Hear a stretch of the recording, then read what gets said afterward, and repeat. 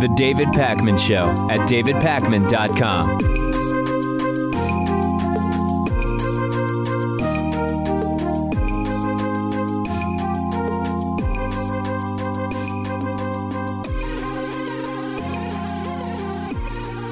We've been hearing denials from various Russians about particular aspects of possible Trump-Russia collusion. Putin says Russia didn't do this. Sergei Kislyak says Russia didn't do that. But we now have confirmation, an admission really, from the Kremlin, that indeed Donald Trump's personal lawyer, Michael Cohen, reached out to them during the 2016 presidential election, looking for help for this business project in Russia that he and Felix Sater seemed interested in pursuing, which they believed, as I told you earlier this week, Felix Sater and Michael Cohen were working together on a Moscow Trump Tower that they seemed to believe would be really useful in helping Donald Trump to become president of the United States. Not only is this huge because it's the first of what will probably be multiple confirmations we receive from Russia about different contact and attempted contact between associates of Donald Trump and Russian associates. It's also huge because Michael Cohen was supposedly a nobody in this entire thing. Michael Cohen figured bigly, for lack of a better term, in Christopher Steele's Trump-Russia blackmail dossier. But everybody involved with Trump, including Cohen himself, kept telling us, oh, no, Michael Cohen, he has nothing to do with anything that's Russia-related, period. And the truth is, and we're learning more about it almost weekly, the truth is Cohen has had huge involvement in what's going on with Russia. And now we even have the Kremlin admitting it.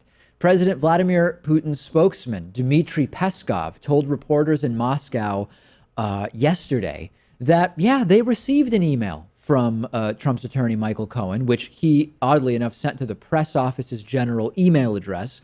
Peskov said, hey, listen, they get emails like that, not like that, but they get all sorts of emails all the time, and that the Kremlin didn't reply to it. I'm going to talk a little bit more in a minute or two about why I think that that's interesting that the Kremlin would even choose to admit this.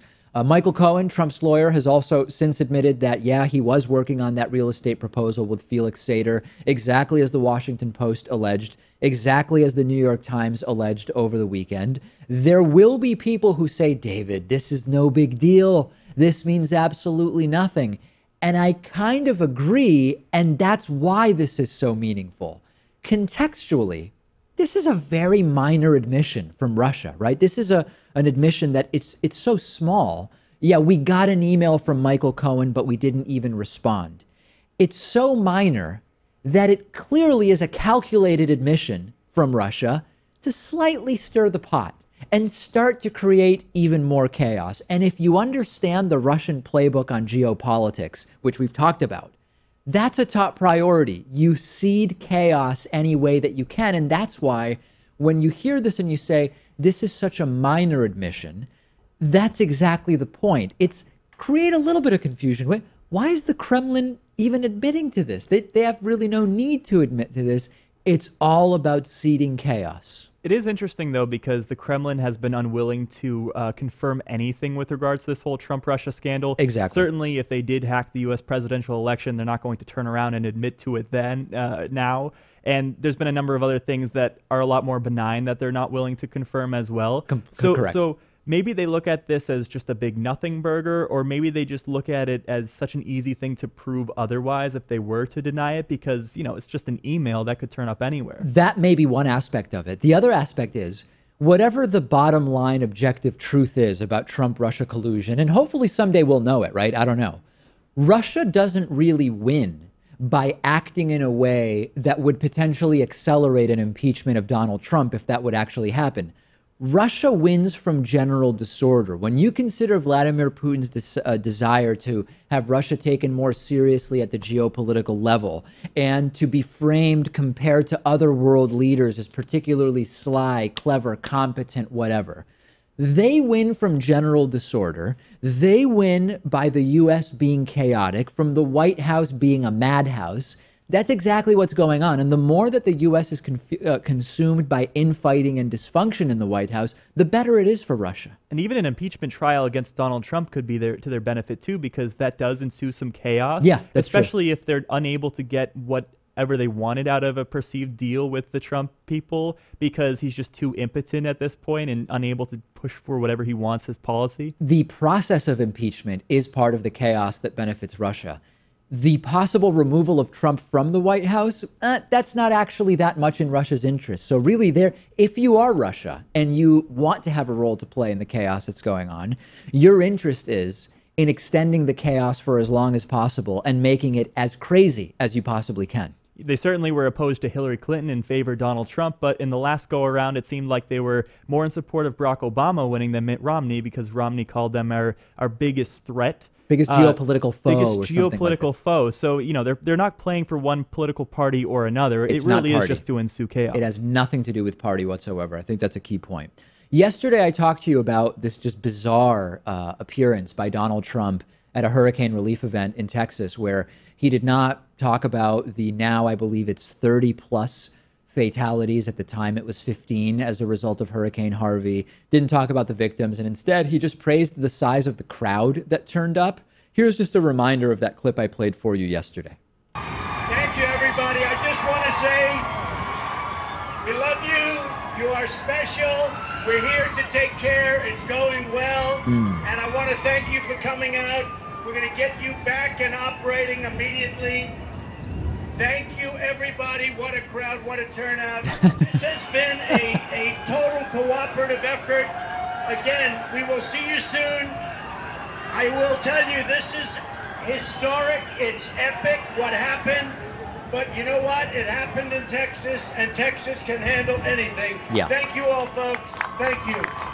That small mic really does look huge in his hands. It is interesting how that happens. So listen, I said yesterday, if Trump praised the size of the crowd and maybe also showed empathy towards the victims of Hurricane Harvey, many of whom have been displaced, some of whom who have died, this would be slightly less disgusting. But he didn't. He just talked about the crowd size. It gets even worse. We have also now found out that Donald Trump went to Texas, did a briefing with the Texas Republican Governor Greg Abbott, bragged about the crowd size, promoted his personal line of hats, his USA hat and Melania Trump's FLOTUS hat, but did not meet with a single solitary victim of Hurricane Harvey. Shocking that Mr. Empathy himself didn't meet with people, right? It's really not unusual for presidents to meet with the victims of a disaster. George W. Bush met with victims of Hurricane Katrina in the Gulf Coast after that event. Barack Obama met with victims after both Superstorm Sandy and after the tornadoes in Joplin, Missouri. This is starting to make me think that Donald Trump might not actually care, despite seeming desperate to be liked. He's not taking gimmies. This is an easy one, right? You've got 35% approval rating, and you mess up a natural disaster relief visit. And you'd think that maybe the new chief of staff, John Kelly, would have realized, hey, one picture of Trump hugging a hurricane victim like Bush or Obama did or Clinton would have been eaten up by Trump's base. It might have bumped his approval rating up by a point of 2.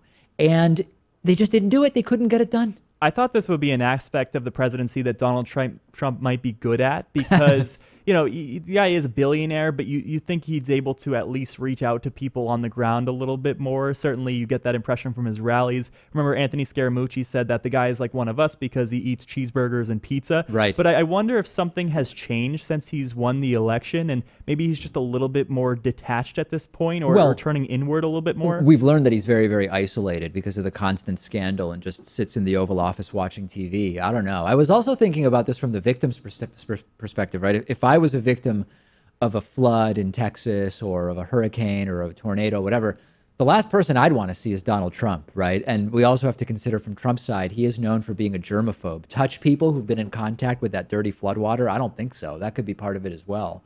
But really, what could Trump do for me in terms of comfort and empathy? I know he doesn't care. I wouldn't want to talk to him either. He could sell you one of those hats. Remember, he was sporting the USA hat that's now available on his website for $40. And I haven't seen the FLOTUS hat that Melania was wearing. And are they made in China? Probably not at this point. If the victims of the flood become vocal in their complaints about Trump, he won't hesitate to attack them as ungrateful. He'll slam them for not evacuating, even though there wasn't an evacuation order, or I don't know. If they start saying, hey, where are our checks from FEMA? Next thing you know, Trump will be talking about those failing Texas losers who keep asking for free stuff, sad or sick people expecting big crooked government to pay for their stuff. I actually think Trump's the real victim here because of the failing fake news media. It's fake. Very, very fake, folks. Trump is really the empathetic guy that, I don't know, who claims that he is an empathetic guy? His kids? I don't even know. I was going to say that his advisors claim him to be, but very few people actually even make the claim that Trump is an empathetic guy. No one seems to know what's going on in his heart, right? No. I mean, they'll tout his business credentials and everything else, but they can't say what he's thinking, right? As a general thing with this entire hurricane relief effort, it's really hard for me to believe that on the turn of a dime, the United States can mount, the most advanced and well-coordinated military incursions anywhere in the world, right? I mean, overnight, within 10 hours, we arrive with the most modern technology of every kind. And we can't prevent people from being stranded in floodwaters for day after day after day in our own state of Texas. Some element here convinces me that it's by choice that the response has not been better. War is very profitable. I don't know if hurricane cleanup is as profitable as war is. And I think that's a big aspect to it. That probably is. But it's just so difficult to believe that this is the best we could have done. People desperate to have, CNN reporter Ed Lavandera help them. If you don't know the story, you can Google it. Ed Lavandera, CNN reporter, was literally doing flood rescues in the Houston area when reporting for CNN. I mean, it's all insane. It's all completely insane. And you can continue talking to me about it on Twitter at @DPakman. You can also follow the show on Twitter for all the latest clips and programming at David Pakman Show. We'll take a break and be back after this. The David Pakman Show at davidpakman.com.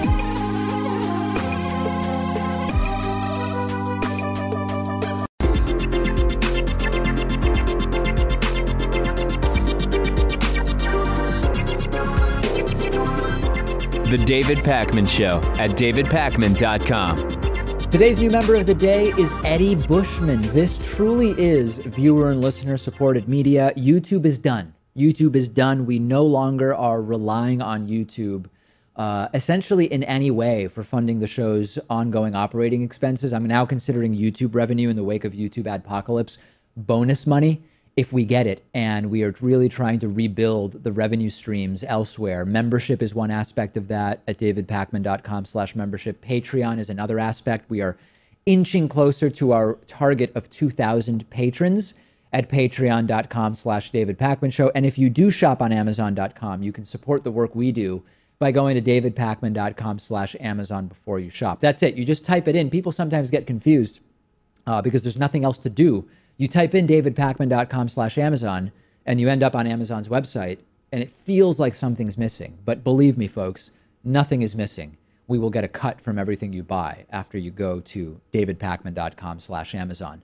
The Reddit discussion forum is more active than ever. It is stunning what is going on at davidpakman.com/Reddit, where our viewers and listeners can communicate with each other and also with us. Pat checks the Reddit regularly. I am on the Reddit regularly. I wanted to go through some of the popular discussions on the Reddit discussion forum as of this morning, starting with a discussion about why we shouldn't have to make this argument, but that it is still important to explain that the Nazis were not actually socialists. There's this very common talking point from some who are on the right who say, hey, socialists, Nazi stood for National Socialist. Right. There's no difference between a Nazi and someone like Bernie Sanders.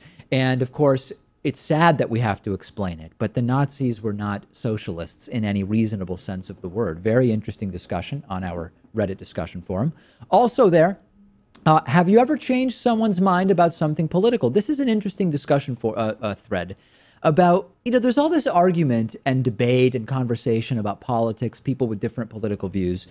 Are people's minds ever actually changed? Like, have you ever changed someone else's mind because of an argument that you made? Has your mind ever been changed by an argument that somebody else made for you? And I actually think that the answer is yes.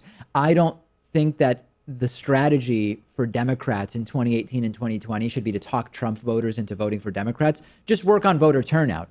But that's a separate question from whether people's minds are changed based on political debate. And I think that they are. It depends, I think, on how passionately someone speaks about the issue as well, because if they go into an exchange super passionate, even if they lose the argument, they're not going to admit that on the spot. They may say that they had an evolution on their opinion and come back in a week and say they changed their mind. Sometimes you'll see people become more planted in their beliefs when they have passionate arguments against them. Sure. That's another thing that happens. I mean, I think the best case scenario is someone understanding that they may not understand all sides of the issue.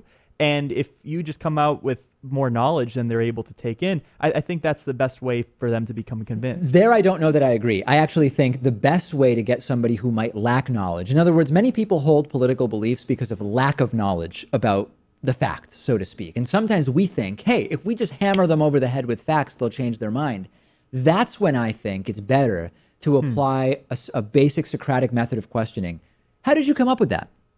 Interesting. And go down that path to hopefully make them question where they came up with this idea. But anyway, really good discussion on Reddit. Also from our Reddit discussion forum, the most common right-wing troll comments. This is a really funny thread where you hear people were listing what their popular or the right-wing troll internet comments that they see most often are. And there's some really good ones about Colin Kaepernick is a thug is a good one. The Civil War wasn't about slavery. It was about states' rights. It's really like an encyclopedia entry on the most common right-wing talking points that you see in internet discussions. I feel like this could be an online generator where you just add in the topic that you want a right-wing troll to talk about. And it'll put it in the format, yeah. And the poor grammar and everything else will come along with it. And lastly, from our Reddit discussion forum, shame on you, David. How can you, number one, not have watched an episode of Game of Thrones? And number two, admit on screen that you haven't watched an episode of Game of Thrones. It's the walk of shame for you. Shame, shame, shame. Yeah, I've seen 15 minutes of one episode of Game of Thrones 5 years ago on an airplane, and then I fell asleep. Yeah, I have to admit something, too. I actually don't watch Game of Thrones either. I've seen the majority of the first episode. I understand maybe people got the impression that I watched it. All I knew was that there's a lot of turnover in characters, and that was the point that I made. But I'm not really a fan myself either, at least yet. I told some of my family members in Argentina, I'm not watching it, and they said, you know, it's an international phenomenon, right? And I said, yeah, I'm aware of it. I mean, I'm aware of the program. I don't have HBO. That's a starting point where I'm operating from. I'm sure I would get into it, even though fantasy is not really my genre, because just about everyone else is. And it's really a cultural experience, too. Sure. I think that's part of the reason why you have to join in. No, it would be deep anthropology as a result of watching it, for sure. All right. Over 4,000 of our viewers and listeners now at davidpakman.com/Reddit participating in very polite political conversation. I encourage you to join us. Okay, let's update a story from earlier this week. On Monday, I announced that big changes were coming to the David Pakman Show because YouTube is over. The YouTube adpocalypse is basically here to stay. I've been having a lot of conversations. Pat's drinking something over there, which is making noise. What drink is? Actually, no. Don't even tell us what drink it is. Too much controversy. It's not a spot. We don't want to give free publicity to any of those weird drink companies. If you only saw what Pat had over there, you would be appalled. Let me tell you that. Anyway, YouTube is basically over. Okay, YouTube adpocalypse. I spoke to a lot of people over the break. We cannot expect any kind of recovery to anywhere close to the YouTube revenue that we used to have. So we're going to continue publishing to YouTube. We have a sizable audience there, close to 400,000 subscribers, millions and millions of monthly views. But we're really going to start growing the extra content on other platforms, including through membership and Patreon. Now, on membership, we estimate, and it's not really an estimate that is difficult to make, we just know that a tiny, tiny fraction of our audience are members.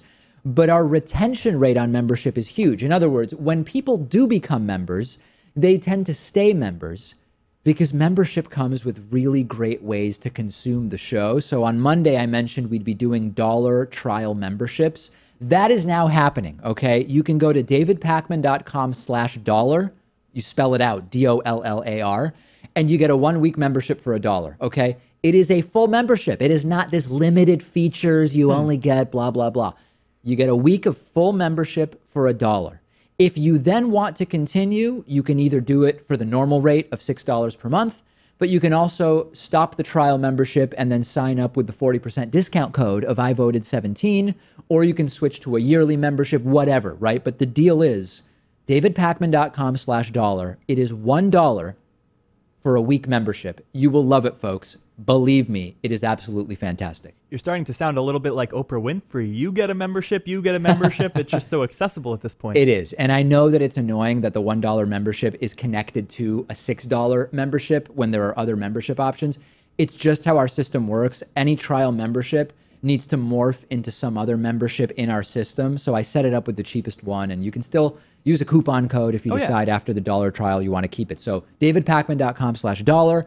Also, Patreon supporters soon will be able to get the bonus show and the full commercial-free TV show at different support levels. That is happening soon. We have targets set up for 2,000, 3,000, and 4,000 patrons. We're going to be adding reward tiers at patreon.com/David Pakman Show, and many, many other things, very important things, serious things are upcoming. But for now, the big revelation is davidpakman.com/dollar. 1 week, $1 trial membership. Okay, I want to slightly extend and revise my previous comments about California Democratic Senator Kamala Harris. At the end of July, I did a story about how I believed Democrats were already going in the complete wrong direction when it comes to the 2018 election and the 2020 election. And part of that analysis was related to reports that Kamala Harris did multiple tours through the Hamptons of New York to meet so-called influential Democratic donors. And we heard from some of these Democratic donors that Kamala Harris is going to run for president in 2020, that insider Democratic rich people are very excited about Kamala Harris for 2020 and that they're starting to donate money to her and blah, blah, blah. She's hired Hillary Clinton staffers. She's already trying to build a PAC that will circumvent the possibility of an insurgent candidacy like that which we saw from Bernie Sanders in 2016. And my reaction at the time was no. The problem was that Hillary Clinton was to the right of Obama, moving the Clinton base to Kamala Harris 3 years ahead with a bunch of money being thrown at her is exactly going to replicate how we got into the Trump mess in the first place. Now, I don't want to throw that analysis out the window, but I do have a responsibility to tell you that Kamala Harris is going to be co-sponsoring Bernie Sanders' Medicare for All proposal. Kamala Harris tweeted yesterday, quote, "I intend to co-sponsor the Medicare for All bill because it's just the right thing to do." Bernie Sanders tweeted his support in response, saying, "Thank you, Kamala Harris, for your support. Let's make healthcare a right, not a privilege." So let's take this piece by piece, because you should see my Twitter feed and our voicemail line and my email inbox. I've got people emailing me saying, "David, you were wrong, dead wrong about Kamala Harris. She's supporting Medicare for All." And then I've got people emailing me saying, "David, this is such a safe thing for a California Democrat to say. She is a corporate tool. Look at her work within the state of California. There's no chance of passing, all this stuff too, right?" So let's break it down. I've been saying for a while that Democrats need to make specifically healthcare for all in some form, right? Either through Medicare expansion or a new system, whatever. That needs to be at the top of the Democratic platform. Bernie Sanders said, "I'm going to propose a Medicare for All bill." We already have one in the House, H.R. 676. And now we have another senator, Kamala Harris, who is saying, "I'm going to co-sponsor this." We can say, well, it's not going to happen under the current Republican control of the House, Senate, and the White House, because it's not. We can say this is politically very safe for Kamala Harris since she's in California. She's a California Democratic senator. There's no risk whatsoever to saying, "Hey, I'll co-sponsor." We can also say this isn't really Kamala Harris being an independent thinker, because it's the powers that be in the Democratic Party that are giving her money who say, "Hey, here's an idea. Co-sponsor Bernie's bill and make it a pillar of the party platform." But it is the right thing to do. And I think we do need to give some credit where credit is due, which is I support this, and I'm supportive of Kamala Harris co-sponsoring it. My impression is that it's just Kamala Harris trying to check off the next box. So she has the establishment box checked. If she runs in 2020, she'll probably pick up a lot of Hillary voters. She has the donor box checked as well, and now she's going for the progressive box. But, you know, regardless of the fact that maybe, you know, either she's becoming more progressive, or either the Democratic establishment is embracing Medicare for all as a whole, either way, it's a good outcome, isn't it? Well, that's where I want to go next, right? Which is, this is the right thing to do, okay? The reality is, it doesn't change the fact that Kamala Harris is mostly a corporate tool. She could have pushed SB 562 in her home state of California. She didn't. That was a state single-payer health care bill. She didn't even want debate on that bill. She has a very long history of really corporate-friendly actions in her past. But Medicare for All is a long-term project. A prerequisite for it eventually succeeding is to have more and more senators put their name alongside it. Today, we now have 2 of 48 Democratic caucusing senators. There's 46 Democratic senators, 2 independents who caucus with the Democrats. So out of the 48 senators who caucus with Democrats, you now have 2 that are co-sponsoring Medicare for All. That's about 4%.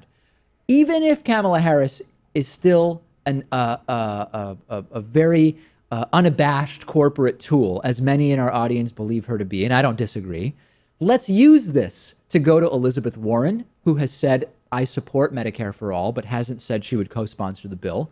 Let's go to Kirsten Gillibrand, who has said she supports Medicare for All, but hasn't said that she would co-sponsor the bill. And let's go to Cory Booker, who has also said, I support Medicare for All, but whose name is not on the bill. I would focus next on calling those 3 senators' office and asking them to publicly join Bernie and Senator Harris in supporting Medicare for All. Corporate tool or not, there is an opportunity here. And hopefully we can get the messaging better, too, because Kamala Harris says now that she supports Medicare for All because it's just the right thing to do. It seems like you're making a moral argument where you don't really have to. I mean, you can go for cost saving or cutting out the middleman in the for-profit health insurance industry. That's fair. That just seems like a much better approach to me. It's a better approach if you're trying to get moderates and conservatives to join you. And I've talked about this for a long time, which is the best arguments, or let me put it this way. The strongest arguments from a progressive perspective for supporting particular policy are not always the best arguments for trying to get bipartisan support. And this applies to issues of birth control and sex education and reducing abortion.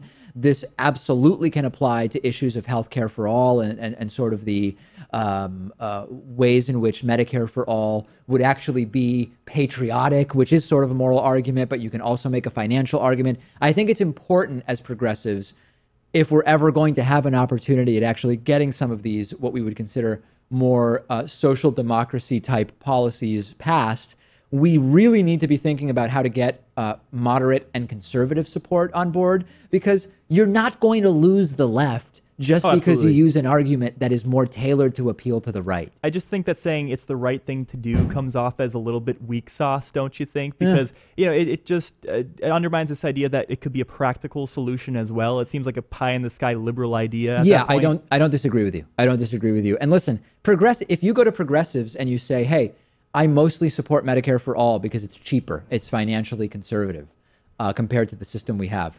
Progressives aren't going to say, that's the wrong reason for doing exactly what it is I think you should do. No, progressives will still support it. And I think that it's important for senators in the Democratic Party and all Democrats really to be thinking about this. Those are my thoughts on Kamala Harris. Discuss this with us on our Reddit discussion forum at davidpakman.com/Reddit. The David Pakman Show at davidpakman.com.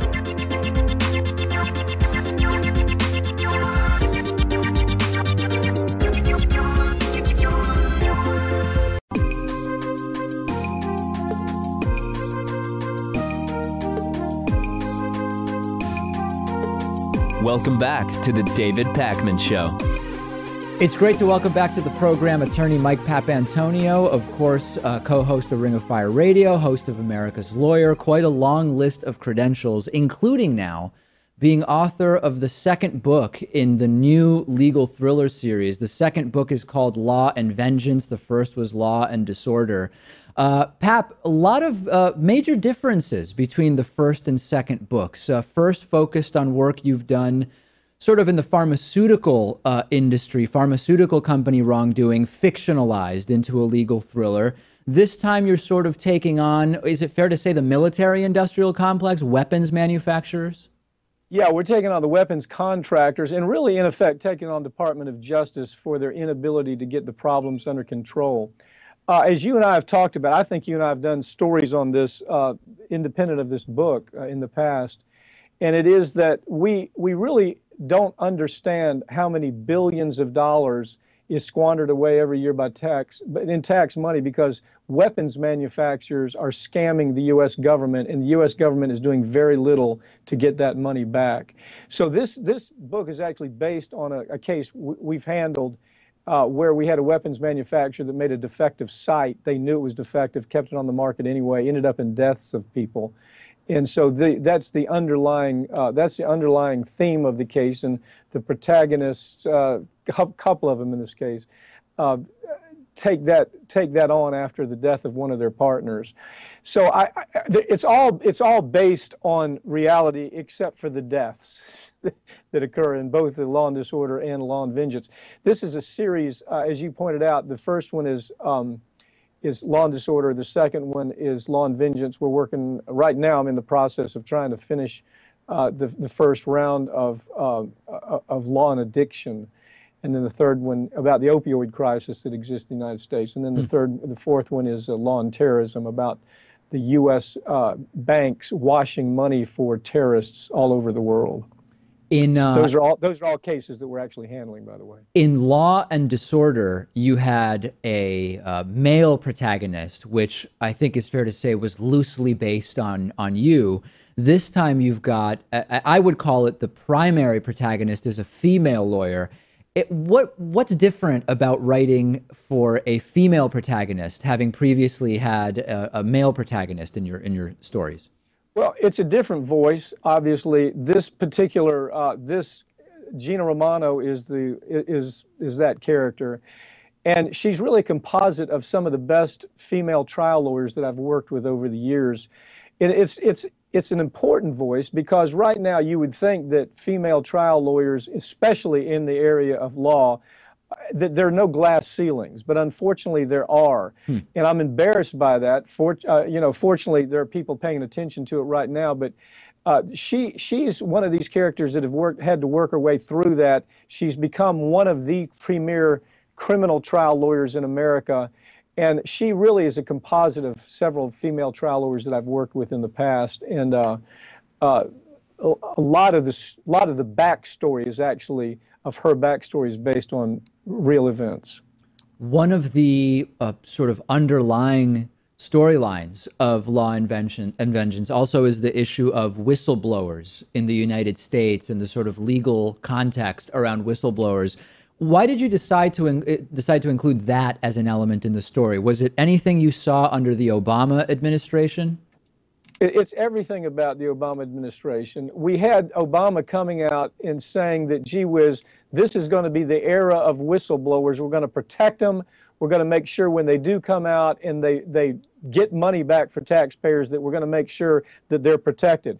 And unfortunately, under Obama, we saw the worst record for whistleblowers, that even worse than George Bush. It was a war with whistleblowers. And what would end up happening is a whistleblower would come forward with a case. That whistleblower would often end up in prison, not the corporation that he's blowing the whistle on.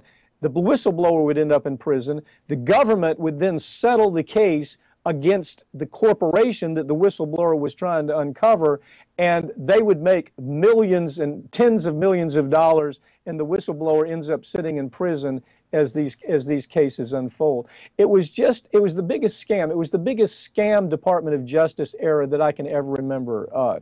Even worse, and I hate to say it, it was actually worse than the Bush era, which was awful. But you had a Department of Justice under Loretta Lynch. Even with Loretta Lynch, you'd have thought that she was going to turn things around. But she was no different than Holder. Holder was awful. Holder would find these companies that had committed murder, there's no other way to put it, pharmaceutical companies that actually killed people with dangerous drugs. Whistleblower would come forward, tell that story. Whistleblower would be minimized, maybe not thrown in prison, but minimized. The Department of Justice would then proceed against the pharmaceutical industry, that particular drug maker, find the drug maker a couple of $100 million, maybe $1 billion, and nobody goes to prison from that corporation.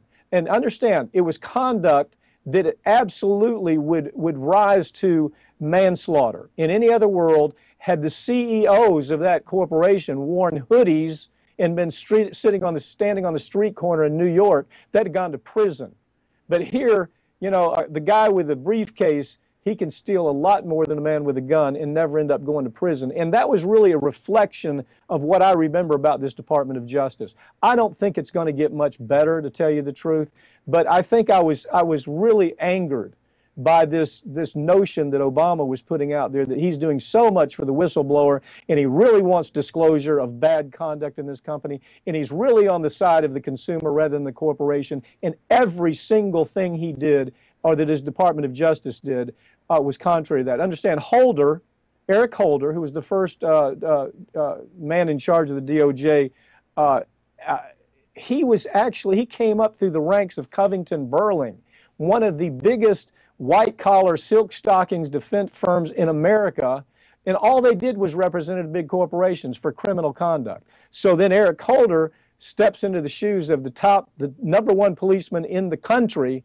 and he puts none of them in jail. They stole $8 trillion in the Wall Street burn down, and nobody went to jail. So this book exposes kind of the underpinnings of the Department of Justice and all the problems that need to be corrected. And unfortunately, we can't expect those to be corrected under a Trump administration. It's incredible that we're talking about your legal thriller, right? A fiction book, but we're also talking about the reality of whistleblowers under the Obama administration and a case that you actually handled. And is part of the reason why we maybe aren't hearing about this through a nonfiction book, that we often see cases settled out of court with non-disclosure agreements, confidentiality agreements, gag orders throughout the process, etc. Is it a sort of way to liberate yourself and be able to tell these stories under the umbrella of fiction by writing these books? That's exactly it, David. These stories you understand, these stories will never be told. The story I'm working on right now, the opioid crisis, that's a case we're actually working on right now. That story will never be told. The backstory will never be told. Because here again, the Department of Justice let these drug dealers who are wearing Armani suits, they let these drug dealers get away with a slap on the hand with a couple of $100 million fine for killing hundreds of thousands of people indirectly all over this country, all over the world, with drugs that they understood were going to do exactly that. They made it into a business enterprise. They took all of the bad things that surrounded the use of opioids in this country, the pill mills, the diversion, all of the things that were taking place. They knew where they were taking place. They knew exactly what was happening, and they actually built all those bad things into their business plan. But in the end, what did the Department of Justice do? These are companies that pled guilty. They absolutely pled guilty to this wrong conduct, and nobody went to prison. So the cases that we're handling right now, we're going to continue telling the story, and the next book will tell the stories. But Law and Vengeance tells stories. They tell the backstories on things that people don't hear about in corporate media. How's corporate media going to talk about the defense? How are they going to talk about McDonnell Douglas or Boeing or any of the defense industry when so much of their budget, their advertising money comes from there? So they don't tell the story. Government doesn't tell the story because these are done in secret. They're done behind closed doors. They're done where there's gag orders and nobody can talk about it. But I don't settle the case where I can't talk about it. That's not something I do.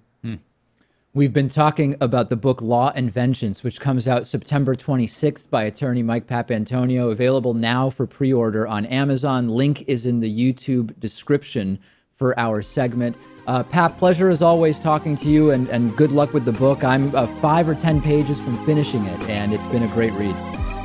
Thank you, David. I appreciate that. The David Pakman Show at davidpakman.com.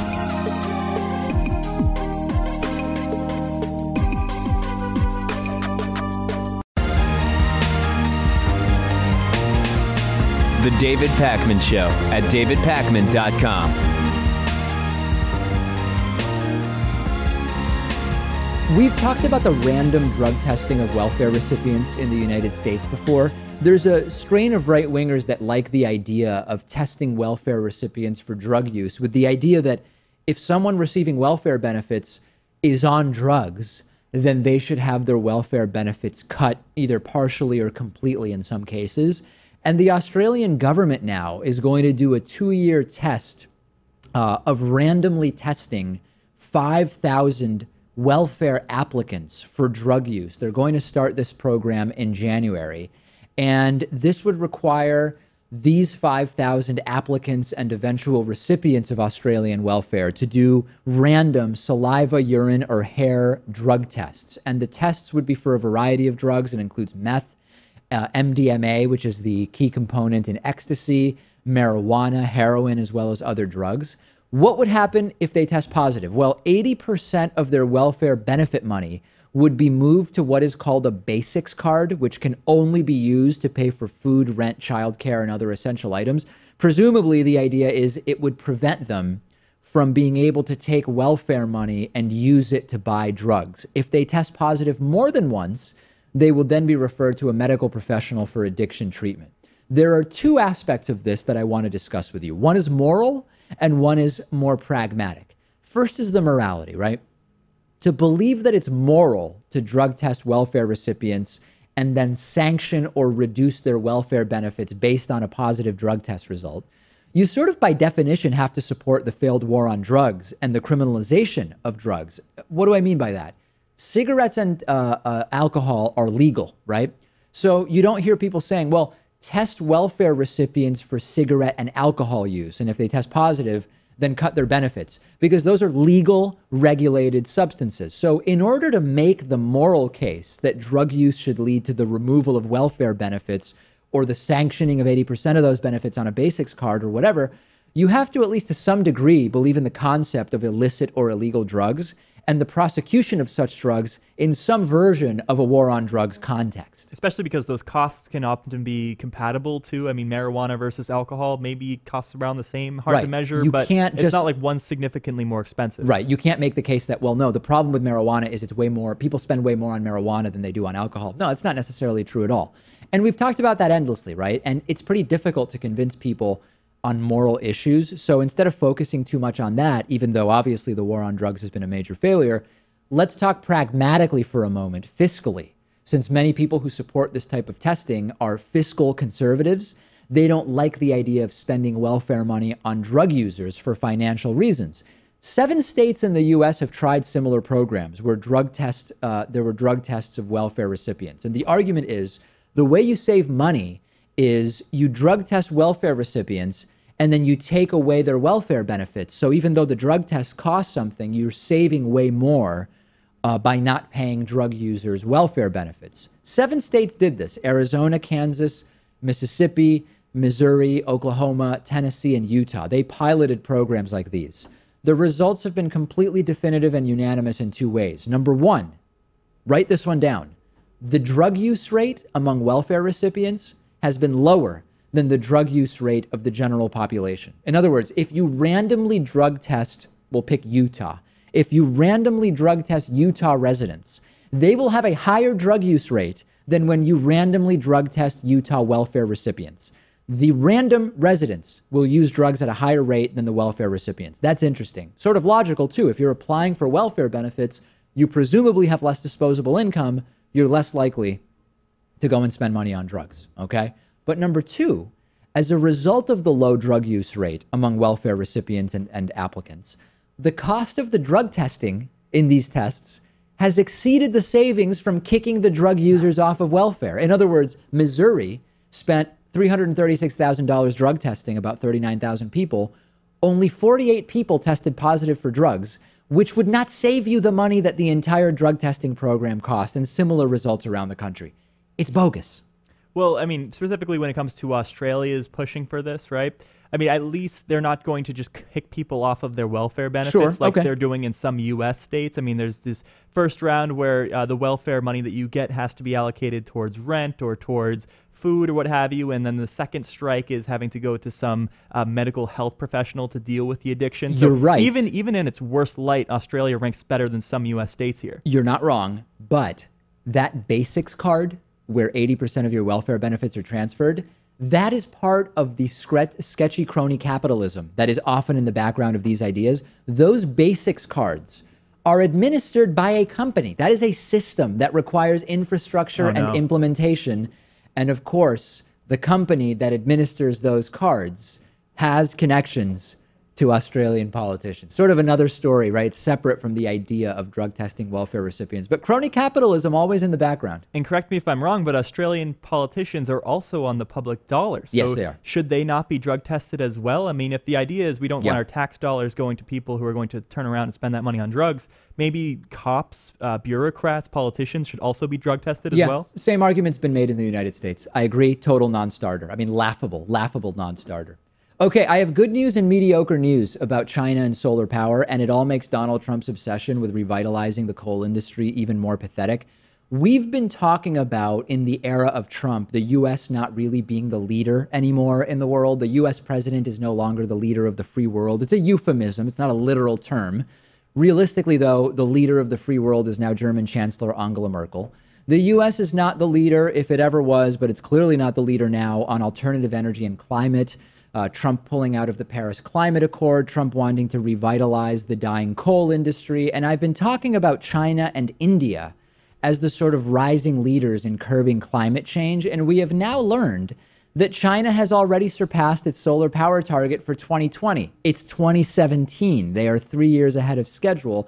They've now passed 105 gigawatts of solar power capacity. Not only is that great news, China is also tweaking its forecasts to now target adding another 45 gigawatts of solar power just this year. That's all great. The bad part is it's only 1% of all Chinese energy because of the amount of Chinese energy demands.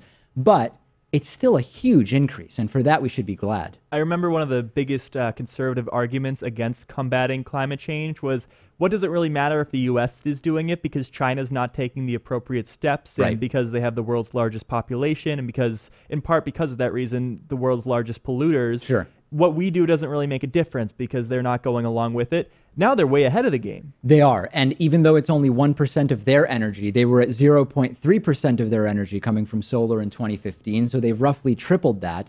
And we also, it's important to think about this in the context of how China works, right? I mean, one of the best and worst things about China as a country is they can get anything done at the government say so, right? China can make a decision and say, hey, businesses, you need to invest in solar, and they just have to say the word, and businesses in China have to invest in solar.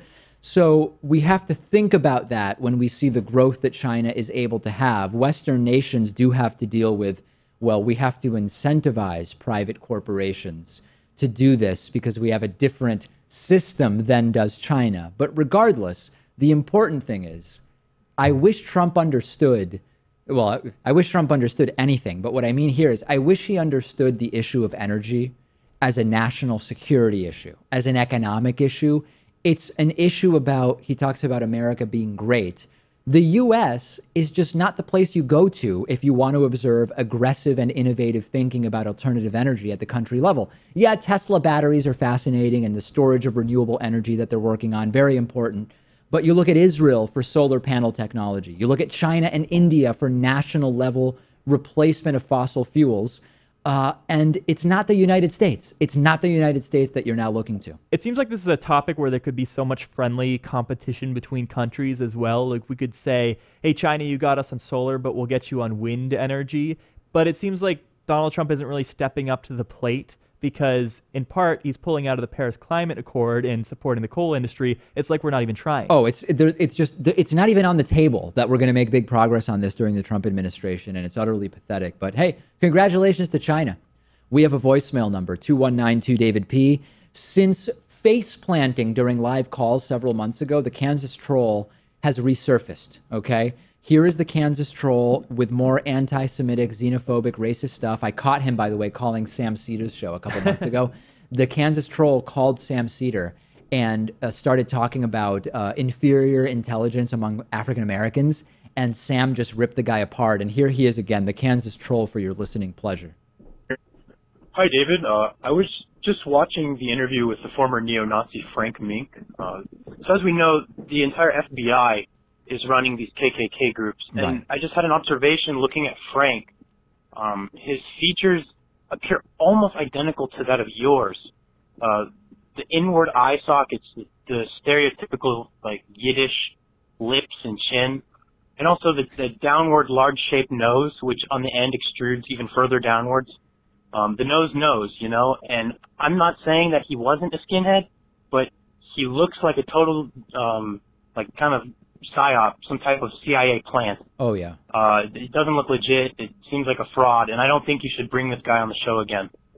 Okay, presented without comment. We've got a great bonus show for you today. A new robot that can follow pedestrian traffic rules. New fathers are older than ever. And I was at a Billy Joel concert last night, almost elbowed in the head numerous times. I will talk about that and more. Bonus show, davidpakman.com/membership.